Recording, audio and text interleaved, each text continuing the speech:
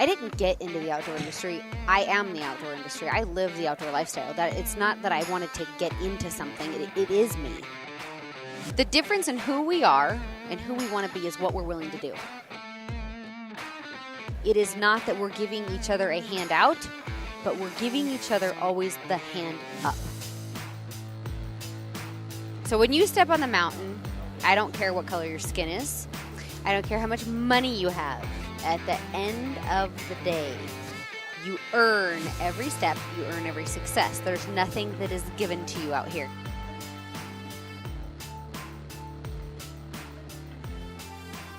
We're seeing this right now with the whole amnesty bill for the dreamers. It's, the left is trying to push through with budgets and funding for our wall to help keep our country safeguarded, and they're trying to push a bunch of other politics down our throat to forward an agenda that we have. And luckily, our president came out this morning and has a big enough spine to say, this is not how this is going to work.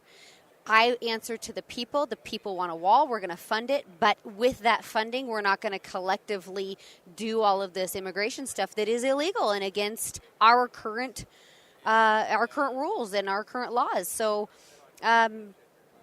everybody, if you aren't voting in between in midterm elections and stuff, get out there and start voting, get in front of these people's faces and let them know we have a voice. And, we're really lucky that we have a Secretary of Interior right now for the first time ever that is on the side of hunters. Ryan Zinke is amazing, and, you guys should pay attention to what he's doing and really support what he's doing to try to get access for hunters. It's pretty awesome. Agreed. Well, we jumped right out into something pretty heavy right out of the gate. Well, I'm a heavy kind of handed person. I love it. We haven't even got to our introduction yet. Sorry. We're pulling guns here. Rawr. I love it. Yeah. So, listen, without... Well, you started it. You did. You went right for it. I opened the door and said, come on through, didn't I? Yeah, you did. It was all you. Well, everybody, this is Brandon with Wilderness Attitude Podcast. Thanks so much for tuning in. We really appreciate you giving us a listen. We're at Sheep Show in Reno, Nevada. We were hanging out in the Wilderness Athlete booth, and just a few doors down from us, which she always seems to be pretty much in the mix with WA for the most part, but in her own booth this year. Yeah. Kristy Titus, thank you so much for sitting down with us. I've been with WA almost a decade. Yeah. Shy of a decade. Long time. Well, yeah. I mean, since pretty much close to their inception, or at least in their rebuild. Right? In the early infancy of their rebuild, yeah. And this show specifically, we're at the Wild Sheep Foundation National Convention. This show specifically, Aaron's over here making pig faces at me because he's pretty professional. That's what we. Well, he's got the right nose for a pig face, doesn't he? He totally distracted me. But the Wild Sheep Foundation National Convention, this show specifically, more so than any other show in the world that I go to or country, is family. Mm-hmm. And, I'm rolling in late this morning. I was at the Life Member Breakfast listening to Kristy Titus' speech this morning. And if you guys don't know who she is, do your Google searches. One thing I love about this show is I've volunteered for WWO. Not as long as I've been with Wilderness Athlete, but about 3 years ago you did a hunt with WWO, right? 2013. 13 was my first trip with them, and I try to go every year. But this show, this place, this environment is family. And when I talk about being at this show, I always get super emotional because you talk about relationships and you talk about products, you talk about brands, and you have all these internet celebrities right now that are touting products for paychecks. And what I love about what Wilderness Athlete is, what WWO is, what the Sheep Show is, where I come from with a lot of these people here, is we are family. And the tears of my brothers and sisters in this room are my tears. Their hardships are mine. Their triumphs are mine. And I don't think that there is another show out there that is emotionally or spiritually as powerful as this place. It's unbelievable. And the things that Wilderness Athlete does for our veterans, for our community, for our health as individuals, there's not a more powerful company out there that represents the right heart of nutrition and health and the fundamental values of life. They definitely represent the core of what's very important, and what people need to remember is the most important thing. And Exactly. that's your relationships, your transparency, your honesty, and your support of others. Not for yourself, but truly for other people. Well, and they manufacture WA, just to go into a little of the science that makes it so great. No supplements are FDA regulated. The FDA does not. So when you read a label, there is nothing guaranteeing that what you're consuming in a product is actually on the label or vice versa. The claims on the label aren't necessarily in the product. So there's this huge unknown, which is why they disclaim these products have not these statements have not been evaluated by the FDA. Blah blah blah blah blah. There was a huge bust a couple of years ago between Target, Walgreens, GNC, where what the label said and what was actually in the product was completely false. Right. Shut down a bunch of product lines, pulled a bunch of stuff off the shelves. They were using cheap fillers and rice and all kinds of stuff. So it's a nasty. Nasty. Wilderness Athlete is recommended by Olympians can take it. Athletes, professional athletes can take it. You take our naturopathic medicine doctors, naturopath doctors, they recommend products like Wilderness Athlete for one reason. It's what they call NSF Sports Certified. So there is a council that goes through and ensures that what is on the label is actually in the product. So you are consuming what you think you're consuming. Right. And that is powerful. And there are very few supplements out there that actually are NSF certified. Not only that, but we have our own formulators out of Georgetown University that have medical backgrounds. Coach P and the entire team at Wilderness Athlete work very, very hard to say we want this specific performance quality out of our product lines. Yep. How can we achieve that the best? And they optimize. Yeah, and then the we'll products. work on the flavor. Bingo. Then we'll work on the rest Bingo. of it. Yeah. And so it's very medically based. It's science based. It's real. It's healthy. And what Wilderness Athlete says is happening in their products is quantifiable. Right. And beyond them being my family. Beyond them changing lives, your life, numerous people's lives, countless people's lives. Yep. So that's my big push on why Wilderness Athlete's great. I'll shut up from here on out. But y'all know. I'll tell y'all you know now. The one thing that you hit that kind of resonates with me is I was just listening to some podcasts the other day, Lance Armstrong, and he had Bodie Miller on, and Bodie had come out a while back being like, everybody's accepted the fact that doping's okay. So why don't we all just do it? Why don't we do all this stuff and all this stuff? And then the conversation kind of gradually went into, that these athletes, they just wake up in the morning and there's a pile of pills and they just take them. They didn't ask questions, right?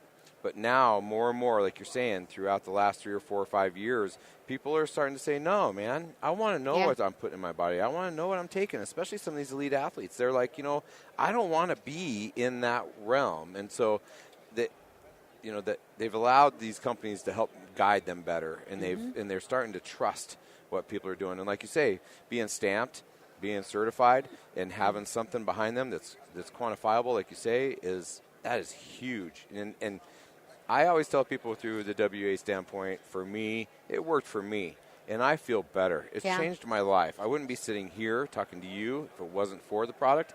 I wouldn't, my wife probably wouldn't be here. All these things happen for some sort of reason, right? And sometimes they're hard to explain. But what I can explain is the product works for me. You have to do your own research, educate yourself, and know what you want, and go find it and make that decision. Absolutely. Because even the product isn't going to change your life. There's other things you need to do. There's other things that has to happen. For sure.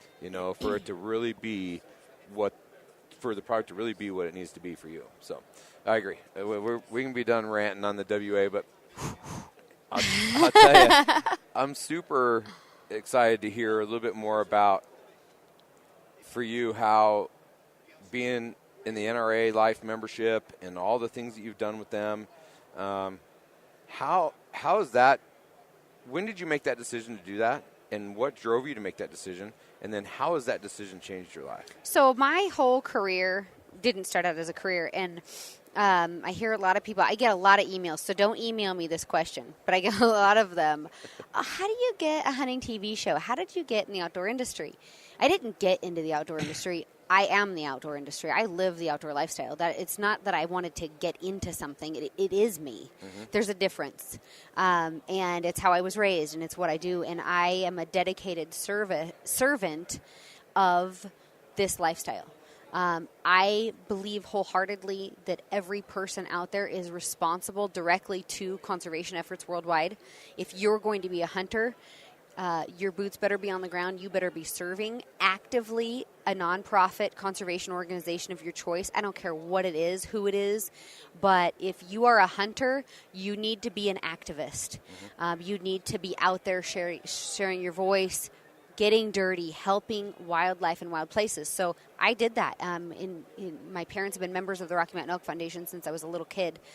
In my early 20s, I think I was 22, I started volunteering for an SCI group. I ended on the board. I was president of a chapter, went to D.C. So my service career has, as far as what I give back to my community, what I give back to the land, what I give back to wildlife and wild places, is my entire adult life. There's not a moment in my adult life where I wasn't giving to conservation and wildlife and the outdoor lifestyle. And so it perpetuated into, obviously, me serving SCI, which I don't formally serve currently. Not there's anything wrong with SCI, just I serve the National Rifle Association, I serve the Rocky Mountain Elk Foundation, I serve the National Wild Turkey Federation, and I serve the Wild Sheep Foundation currently, like actively as an activist. And that's where I spend my volunteer time serve on committees, I do on the ground projects, I do production projects for them, and so it is I don't have a place where I can say, well, I just decided that it'd be a good idea I'd go to work for NRA or work with NRA. It's our Second Amendment. But when did you get? There had to have been a moment where you turned maybe a passion to service, or at some point in time, right? I mean, yeah. So everybody in life has a purpose. And it's a God-given thing, right? I don't decide what my purpose is in life. God decides what my purpose is in life. And God puts things on our heart we call conviction. Everybody has a different conviction in life. My conviction has always been to serve conservation. It's never been a collective thing like, oh, I'm just going to wake up one day. It has always been in me. So when you were 6 years old, it was in you? When I was 6 years old, I was on the back of a mule with my dad. Him and my dad and my mom Elk Foundation was founded in 1984. My parents have been members since 86 or 87. When I was a little kid, I would watch my mother and father get dressed up. My dad would put on his nice blazer with his jeans and his cowboy boots. My mom would do her hair all bouffant because that's what we do, big hair. And they would go to RMEF banquets that would raise money for conservation. And that was their big night out. Was like adult prom. On years where my parents decided, they were going to spend their money and their vacation time, they'd come to Reno and go to the Elk Foundation National Convention here. There's never been a time in my life that this has not been my life. That wasn't where you were being led. Exactly. Gotcha. And I believe wholeheartedly that is a God thing. And everyone in this room, if you meet the veterans with WWO, if you meet the team with Wilderness Athlete, we all have our own spirit-led conviction. And I think people ignore that, or they try to push an agenda, or they have intentions that maybe aren't wholehearted. And I just don't have a place where I can say, this is where I started, because it's just who I am, period, always. So have you ever struggled with that within the industry? To hold that line, dealing with a lot of people who are not in that same mindset as being spiritually led? No, I mean, everybody has their own walk, and I would never. I don't wear my spirituality on my sleeve necessarily. I will always question motives of people, right? And I will always hold people's feet to the fire, especially people that want to come up and be outdoor ambassadors. And I love questioning people's motives. And I do a lot of talking with women, and they're like, well, I'm so great. I love to hunt, and I love to provide for my family. And I want a sponsorship, or, you get this a lot right now. There's a lot of Instagram celebrities in the industry. And my biggest thing is, okay, well, you're great, but so is everybody else out there. We're all great in our own individual way. What are you doing to serve? That's right. I don't care that you kill a 400-inch bull or a 200-inch deer. What are you doing to serve? How are you giving back? How are you making an impact? How are you inspiring little girls? That's right. How are you making this better than what you found it? That's just how I am.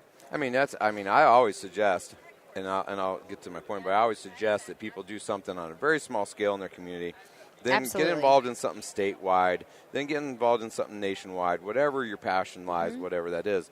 But you're flat calling people out that if you're in the outdoors and you're out in the wilderness, I don't care if you're hunting or you're backpacking or you're doing, it doesn't matter. If you're outside in the outdoors and you're utilizing what God's given you, well, then you should be fighting for it. Absolutely. Period. And that's why I try to support. I try wholeheartedly to come to almost every conservation group expos or weekends or whatever, or find another way to serve. Maybe I can't be there, but what else can I do to give back? And if we're taking from the resource of the land, we need to be doubly putting back. And sometimes people think this is some grandiose thing that you have to do and No. accomplish, right? It's as easy as picking up the trash when you're hiking. It's as easy as doing a roadside trash pickup. It's as simple as just going out and volunteering your time for an ice fishing event in your local lake. It's not like it has to cost you a lot of money, or you got to fly here or fly there or do all this stuff. You're it's extremely the local blessed to be a that part of some of that bigger picture. But you came from the very bottom. Where I am at with bigger picture is self-funded. There's nobody paying for me to be at this show. Right. There's nobody paying for my room. There's nobody paying for my booth. Yep. I pay for it because I believe in this place. I believe in these 4 walls of conservation that happen at this show, the Elk Foundation shows. Nobody's paying my bills. I do it out of my own conviction. And that's where I allocate my money and time, and everybody in here is that same way, and it doesn't have to be that you come to a national convention. It can be small things, but there are so many grassroots small seed projects that need support. Sheep Foundation has them, Elk Foundation has them. There's tons of outreach programs going on all across the country constantly. They're easy to find. If somebody says, well, there's nothing going on in my area, then why don't you be the person to make that change? Then you're not convicted in your heart. Because, you're really not. Because, like you say, there's so much that you can't say that you can't find something. Well, you can create anything you want. You have a look at what we carry in our hands all day long. Yeah. It's the information highway. It's access to anything you're passionate about, anything you want to do. There's no excuse for not. Well, and there's no reason to wait for somebody else to do it for you. True that.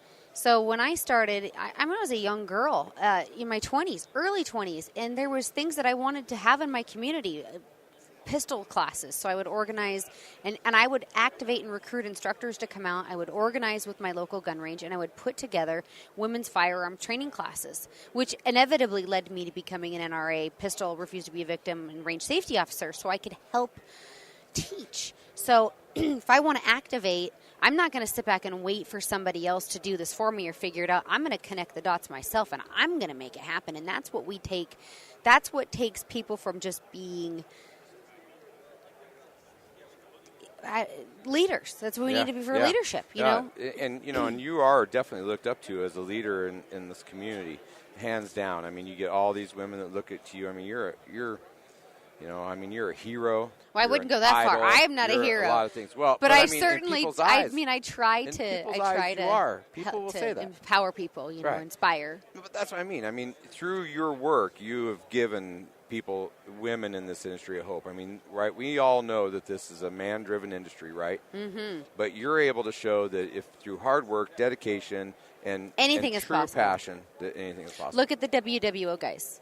Yeah, these guys are out there, and they'll show you that anything is possible. Mm-hmm. Disability or inability to do something is as much a physical limitation as it is a mindset.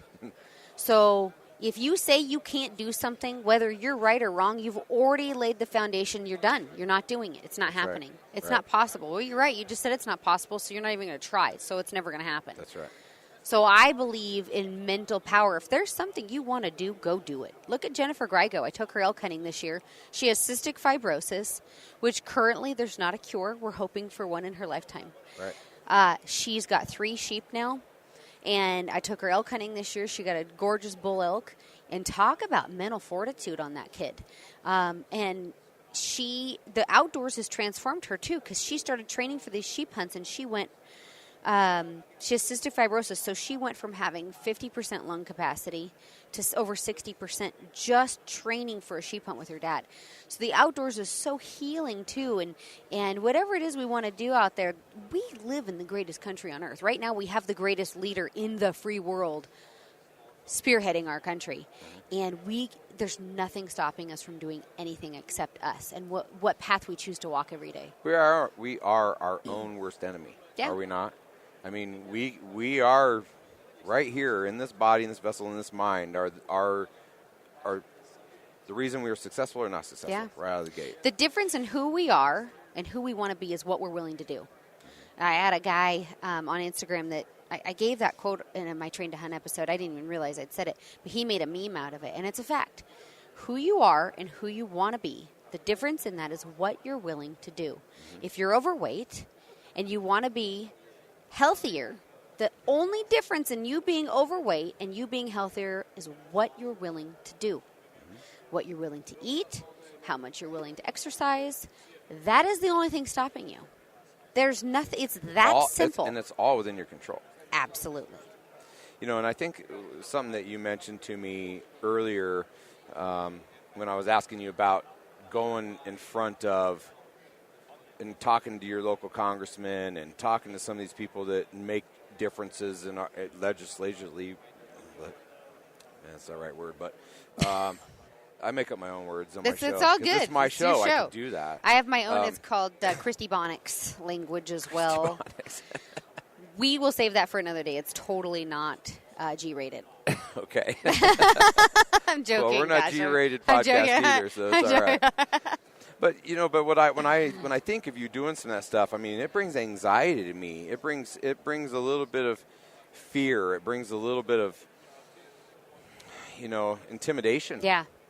What you've done. And I think that even when we talk about, losing weight or making changes, I mean, any of this conversation, what I like to remind my listeners is that even though we're talking to people who hunt and we're talking to people who, live in the outdoors, look, what we're talking about applies to anything. Yeah, anything in life. Read between the lines here a little bit. Yep. Right?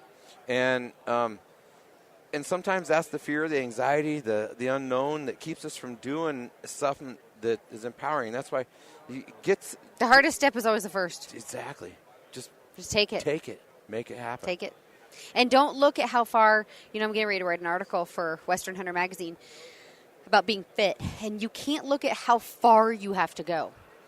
You have to just look at the step that is right in front of your face. Mm-hmm. And if you don't take that step or you choose not to make it, you're never going to get to your goal. So if it is, gosh, I've got 50 pounds to lose and I'm so overwhelmed by that, but I don't feel like getting out of bed, I'm going to stay in bed. Well, you just chose not to ever lose that 50 pounds because you're in bed.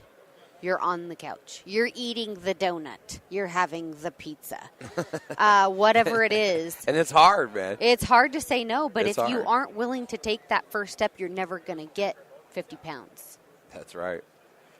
That's right. It's all about that first step. You got to start with that first one right in front of your face. It is the most important part of your life. Mm-hmm. Because you're going to take that first step many, many times in your life. Every day you have to take the first step. Yeah, you're right. Every day you have to take that first step. Every step you take is your first. It doesn't matter what you did before because before is only just part of the path to where you're going. So every day you have to cognitively take the step. That's true. So, I mean, you were raised in this attitude of serving. You were raised in this attitude of giving back and working hard to protect what your passion is and who you are. And tell the listeners what you think that attitude is. Give me like 5 words that encompass that attitude that you've had. Well, I think first of all, you have to be led by faith.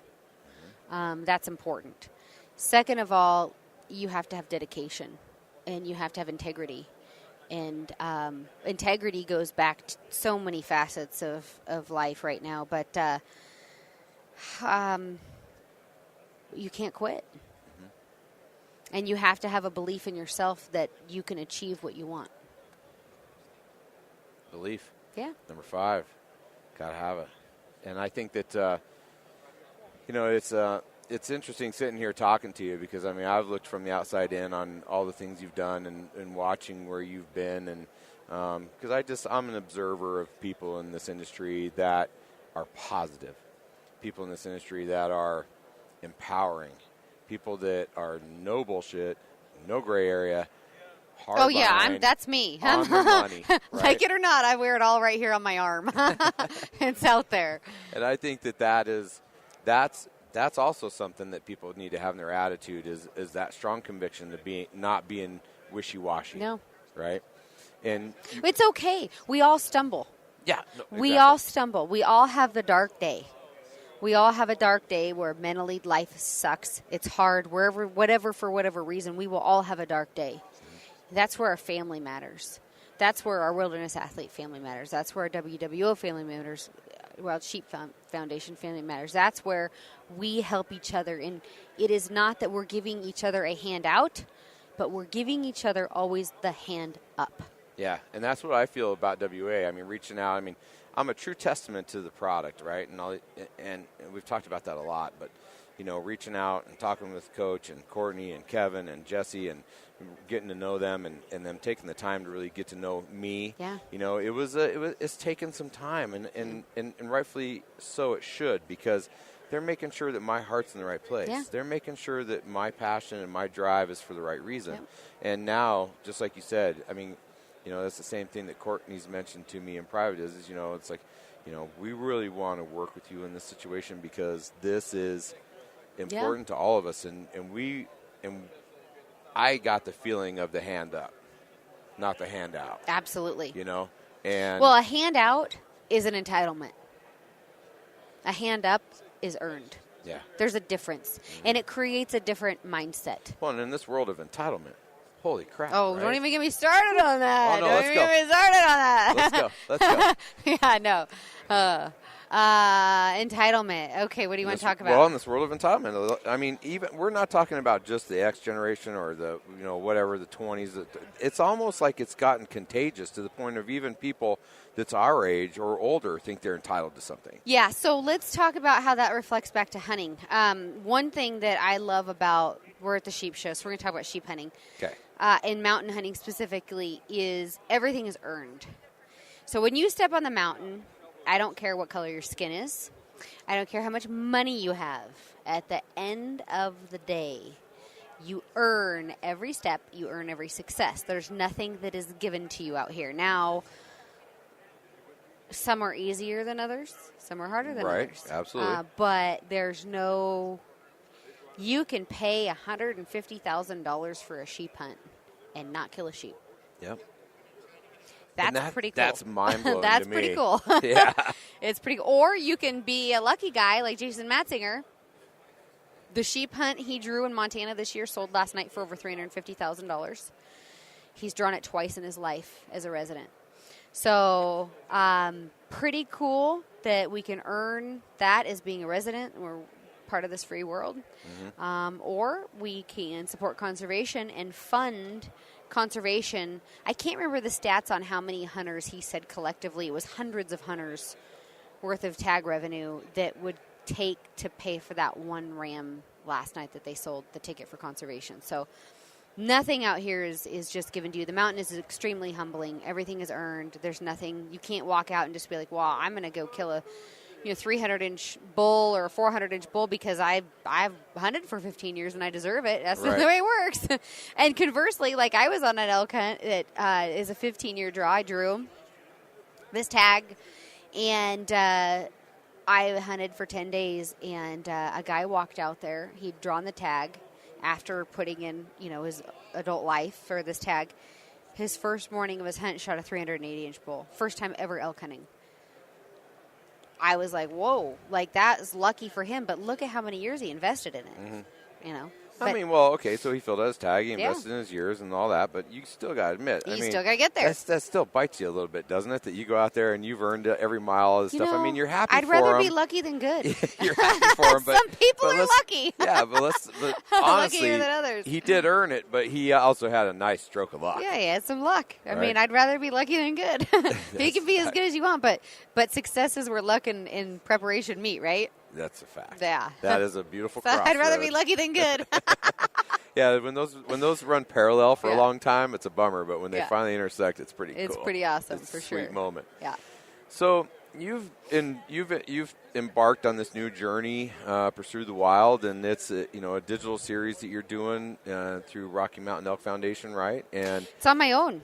Oh, it's on your own. So yeah, but Rocky Mountain Elk Foundation has a new television network similar to what NRA did with NRA TV. Okay. And it is a digital distribution place. So they've got content on there. Jason Matzinger from Into High Country's on there. Randy Newberg's on there. Old episodes of Team Elk are on there, and they host and promote some of my content through that. But I own Pursue the Wild series wholeheartedly. I have it on Amazon Prime now. So if you have Amazon TV, you can watch episodes, and then through YouTube as well. Awesome. Well, thank you for clarifying that. Yeah, it's all good. It's very confusing. I guess when I read that, I didn't realize that it was just that you were, through their platform in a sense. So when did the dream of Pursue the Wild come into vision for you? I trademarked the name and acquired my logo over 10 years ago, and I did nothing with it for 10 years. Wow. Mm-hmm. It wasn't timing. Did you have to sit on it that long to really see what it meant and how to curate it? Or it just, again, it's one of those things that God put stuff on your heart, right? So I always knew that someday I would want to do something digitally or in the media world, but I didn't want it to just be hunting. So I came up with the name Pursue the Wild because for me, there's so many things that I want to pursue in the wild, not just hunting or not just fishing or not just hiking or anything wild. And I came up with the name and I trademarked the name and the logo, and it just went dormant. And I had an opportunity. Elk Foundation contacted me last year, and actually it's been about a year and a half now, and said, we're doing a digital network. This is a great opportunity for you to create a digital television series if you're interested. And at first I was really overwhelmed by the prospect of it because it is an extreme undertaking doing your own television series. I can only imagine. So I thought, well, the heck with them. I try it. I shot a pilot on public land in Oregon with my dad, and I sold every commercial spot I had basically or promotional spot that I had prior to ever filming an episode. But I have been in the industry for so long. Yeah. All of my partnerships this year, for the most part, a couple ebbs and flows with things, but for the most part, it's grown this year. My support has grown. The content I'm creating is great. What I'm trying to do with Pursue the Wild is create a space for people to learn. So you can learn how to call elk. You can learn how to prepare food for a backpacking hunt. You can learn about backpacks. You can learn about shooting sports and positional shooting and ammunition. And so it's a place where people can go and learn how to or about. And then I take you into the field. So I'm a competitive long-range shooter, obviously an NRA pistol instructor as well. So I then take you out to these other events shooting, and then also on hunts. And then I even follow that up with after the shot meal preparation. And I want this to be a place where people can come and have an experience, or if they don't know how to do something and they have it on their heart that they want to learn, that I might be a person they can learn from. Or if I don't know something and I want to learn something, I'm going to bring people in to help teach. So yeah, well, share at the same time. Exactly. So my backpack partner, Kafaru, I've been running an EMR2 backpack.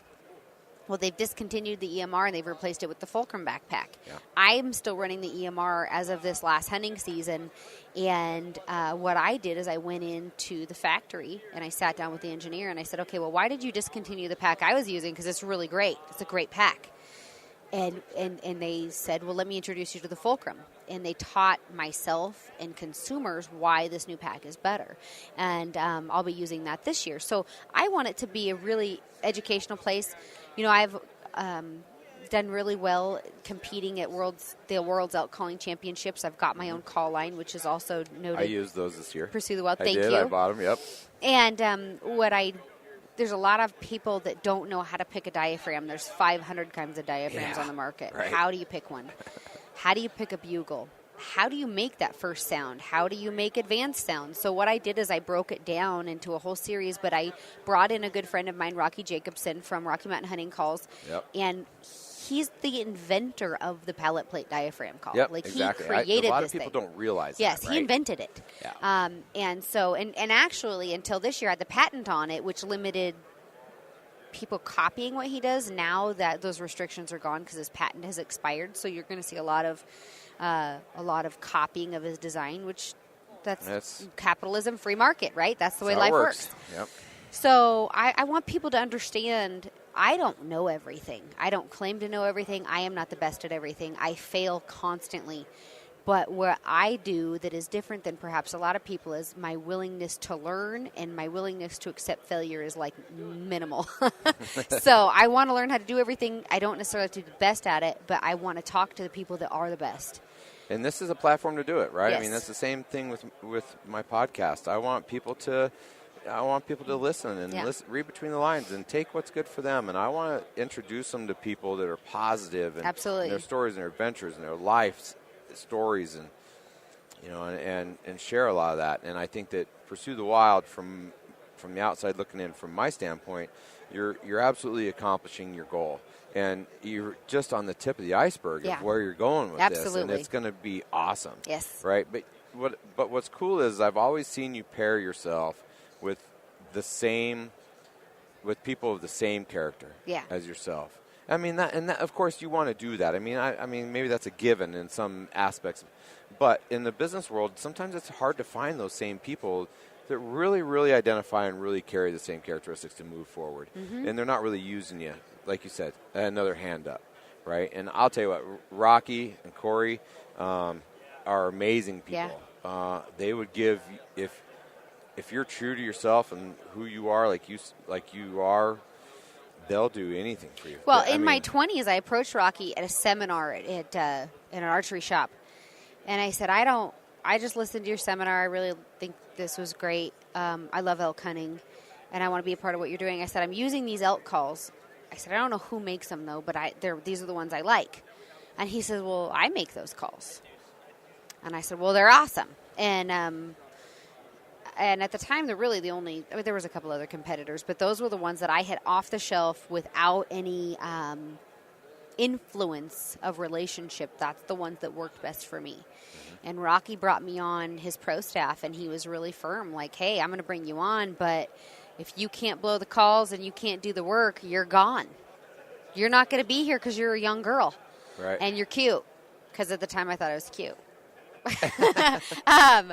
And I was like, all right, and I appreciated his scrutiny, and I wish more companies would have that. But he held my feet to a standard and a level of accountability to his brand. And last year, launching my own call line, I never dreamed I would have my own call line. Ever. Yeah, 20 years old, and you're approaching this guy, and you figure it all out. You would have never seen this coming. No. And it's been successful. Well, we sold out. Literally every unit in Cabela's last year sold out. Yeah. Every unit. Yeah. I was just talking to Rocky last week at ATA, and we talked about it a little bit. And it was just, I think. There wasn't bins of my calls sitting in aisles not selling. They sold. Yeah, not that anybody underestimated what was the possibility, but it was great. I mean, but it was fantastic. Yeah. Right? And you know what? The thing is people that use my calls, I celebrate them. If you use my elk call and you take a picture of your success, whether it be a cow elk or a bull elk, I don't care what it is, and you send it to me, that's going on my Instagram page. Right. Because that is, for me, I was a small part of you achieving your dream, and that means the world to me. Well, you've already explained why you're in this industry, right? To share, to empower, to be genuine, and that's it. That's it. So we have something in common. We both have done Train to Hunt. Yeah. And then we both in the last year have had a pretty major surgery. Yeah. And I had a hip surgery in December in 2016. And you also had a knee reconstruction, right? Yeah. Yeah. Were you scared going into surgery? Were you scared of all that? So I'm stupid. So I hurt myself. And I was like, I wrecked my snowmobile going over 40 miles an hour, wrapped it around a tree, flew over the handlebars of the snowmobile, hit the tree, and landed on the ground. And I instantly couldn't walk. And I thought, I didn't cry. I stood up, dusted myself off, and I was like, shit. I hurt my knee. And I was like, that'll buff out. I just need to give it some time. It's all good. It's fine. It's just a little swollen. And I think it was 10 or 12 days later, I had an MRI and found out that I should have a reconstruction if I wanted. I could have gone without a reconstruction because I had a PCL full tear. And there's a lot of people that live without a PCL ligament, which I also tore my MCL. But the PCL is what connects your femur to your tibia. And what got me is when I would go to get out of bed, it felt like my leg was going to fall off from the knee down. It was wobbly. Yeah, like it just was. Yeah, like Pinocchio. Yeah, dangly, right? And I was like, I'm going to be on a mountain packing a sheep, and I'm going to lose stability, and it'll kill me. Oh, And literally. Literally. Yeah. So I just bucked it up, and I didn't have time to have surgery. So I waited another 6 weeks, and then I had surgery. And I thought, well, this is as crappy as it's going to get, because every day from here on out I'm going to get better. Because I look at my vets, like my combat wounded vets, some of the stuff that they deal with never gets easier. For me, yeah, it sucks. I was bedridden for a month. My leg froze in the process, so I had no range of motion. So I had to go through manual manipulation that lasted over 4 months to get my leg to bend. And in that process, I cognitively forgot how to walk, which is a really weird, it's hard to explain, but I couldn't remember how to bend my leg and pick it up and walk. You have to start all over like a toddler, don't Completely you? learned how. So I learned how to walk again last spring, and the thing that pushed me really hard was the Train to Hunt event. And so you had a timeline. You had an event that you picked and you were going to go. Well, regardless of my injury, I had set the timeline. I had signed up for the event before I was injured. But I did Train to Hunt, and I did one-legged burpees, and I walked the course, and I jogged some of it. But I did that, and then went right into hunting season, and I did a moose hunt with an all-girl team. We flew in 100 air miles, backpack hunting, and I killed a bull moose, and I packed the horns, the head, the hide, everything. It was wet. It had been snowed on, and I packed it over 1.5 miles straight uphill, vertical, and it was one of the hardest things I've ever done. And the last 15 minutes to camp, it got really steep like a cow's face. Literally, I was 15 minutes from camp, and my leg literally gave out. I'd try to take a step, and I'd fall on the ground, and I'd stand back up, and I'd try to take a step, and I'd literally just fall down, and my body collapsed. I couldn't do it. I had gone that far, and the two girls I was with, they both took their loads back to camp and came back, got my moose, and packed it the last 15 minutes. But I did it. And I went from being bedridden and not being able to walk to packing a bull moose off a mountain like sheep country. I mean, it had to have been 100. I don't even know how much it weighed. 100 pounds probably. Oh, easy. Easy. Yeah. Skull in, hot. The whole deal. And it was wet, like snowed on wet. But I did it. And we launched that episode this week. And I cried watching it. Did you? Oh, yeah. Like, the one thing we can't take for granted is our health. And so I'm coming out of this, and mentally where I'm at, I'm going into the new year. I'm chunkier than I've been in 10 years. Muscular strength is less than I've had in notable history. And I feel, I could go into a mindset where I feel very overwhelmed by that. Like, oh my gosh, I've got so far to go. I used to be such an athlete. I was so strong. I was. The only thing stopping me from where I'm at today and who I want to be is what I'm willing to do. So now that my hunting season's wrapped, physically I'm free of any medical limitations from the doctor. Right. I'm back in the gym. I've done 6.5 miles every morning at the show this week. I'm trying to cut some weight. I'm trying to put my muscle back on, get my endurance back. I have a sheep hunt in July. Well, you're going to make it.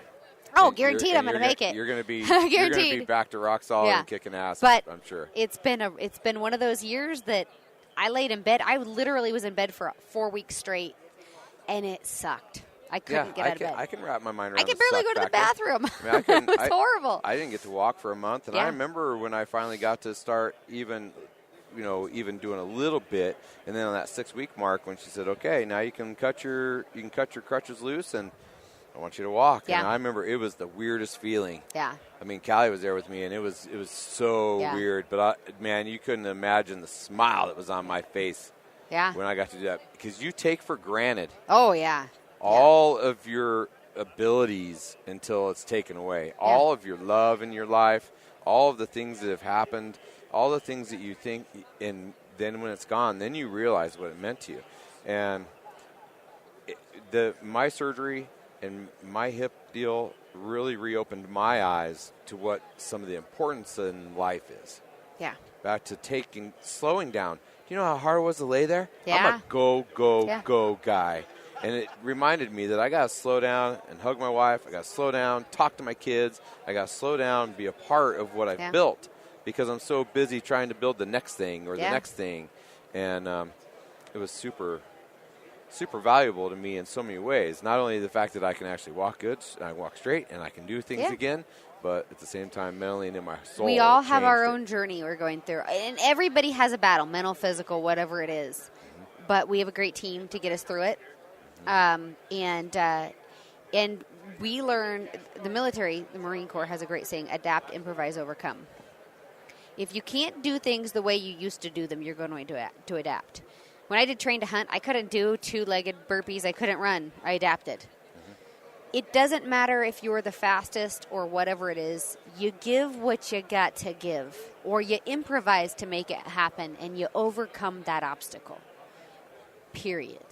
There's no excuses in life. There's no limitations in life except for the ones we put on ourselves. Yeah. Plain and simple. Period. Right there. That's it. Thanks so much for sharing your insight and some of who you are, and for sure, and the core foundations of what's important in this industry, or life for that matter, and faith, family, and friends. And if you guys, you weren't around when Rick Curran was alive, I don't think, mm-hmm. but he passed away of pancreatic cancer this last summer. Right. And he was a big person in this show. And if you guys don't know who he is, his triple threat of attack on cancer was faith, family, and friends. And he lived for 4 years after a terminal diagnosis. And sheep hunted and hunted the world and inspired the world. So you guys, whatever you do, wherever you're at, look up Rick's name, Google him, listen to some of his speeches, because with faith, with family, and friends, you can overcome anything. I agree. Yeah. Thank you so much for sitting down with me and sharing that with me. You're a special lady. Thank you. You guys made me cry. It's the second time today. What is going on? Everybody, thanks for tuning in to Wilderness Attitude Podcast. We really appreciate it. We hope you enjoyed this episode. Please go check out Kristy Titus' Pursue the Wild. You can find her on the Rocky Mountain Elk Foundation's digital channel, correct? Yes. And Pursue the Wild. ElkNetwork.com/Pursue the Wild. Awesome. And then you can also go to wildernessattitude.com and let us know how we're doing. We appreciate your reviews, and thanks for tuning in.